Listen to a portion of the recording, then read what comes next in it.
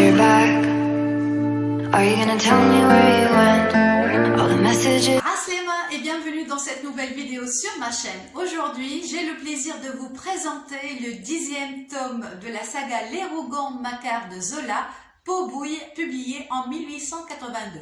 Et à la fin de ma lecture, la première question qui m'est venue à l'esprit, c'est pourquoi ce livre est-il aussi peu lu et aussi peu connu? Donc on entend souvent parler de Germinal, de l'Assommoir, de Au bonheur des dames, et jamais de celui-ci. Pourtant, c'est la première partie de Au bonheur des dames. Donc j'espère à travers cette vidéo vous donner un peu envie de le découvrir.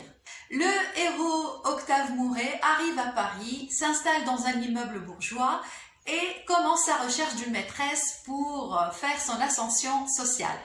Cela vous fera peut-être penser à Belle Amie de Maupassant, un livre que je vous invite aussi à lire si vous ne l'avez pas encore fait.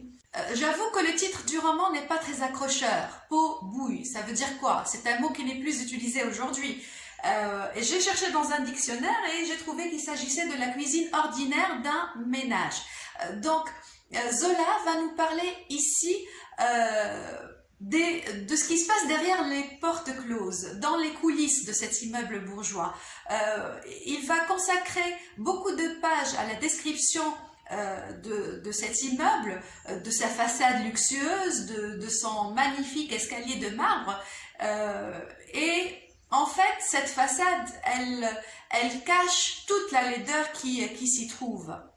Et donc c'est le premier point qui m'a plu, c'est que c'est le contraste entre la splendeur de la façade qui respire l'honnêteté et l'attachement aux valeurs morales et donc toute la bassesse qui se cache derrière. L'auteur fait ici une critique féroce d'une bourgeoisie immorale, dépravée, hypocrite, adultère, qui se permet toutes les bassesses pourvu que les apparences soient sauvées.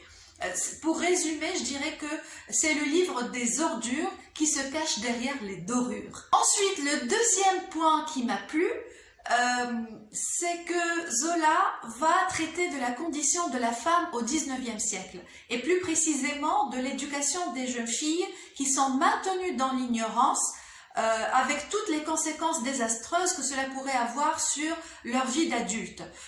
Elles sont chosifiées, on les prostitue presque pour pouvoir les marier. Et je vais d'ailleurs vous lire un passage qui m'a beaucoup plu. Les 3 hivers de chasse à l'homme, les garçons de tout poil, au bras desquels on l'a jeté. Les insuccès de cette offre de son corps sur les trottoirs autorisés des salons bourgeois. Puis, ce que les mères enseignent aux filles sans fortune, tout un cours de prostitution décente et permise, les attouchements de la danse, les mains abandonnées derrière une porte, les impudeurs de l'innocence spéculant sur les appétits des niais. Puis, le mari fait un beau soir, comme un homme est fait par une gueuse. Et tout au long du livre, vous allez trouver plusieurs exemples de ces femmes qui sont maltraitées et qui souffrent d'injustice. Et enfin, le troisième point qui m'a plu, c'est que ce roman nous révèle une nouvelle facette de Zola qui n'est pas très marquée dans les autres tomes. C'est le Zola qui a beaucoup d'humour. Ce roman est plein de situations cocasses et hilarantes. Mon personnage préféré est sans doute Alphonse Duveyrier qui m'a fait éclater de rire à plusieurs moments de ma lecture.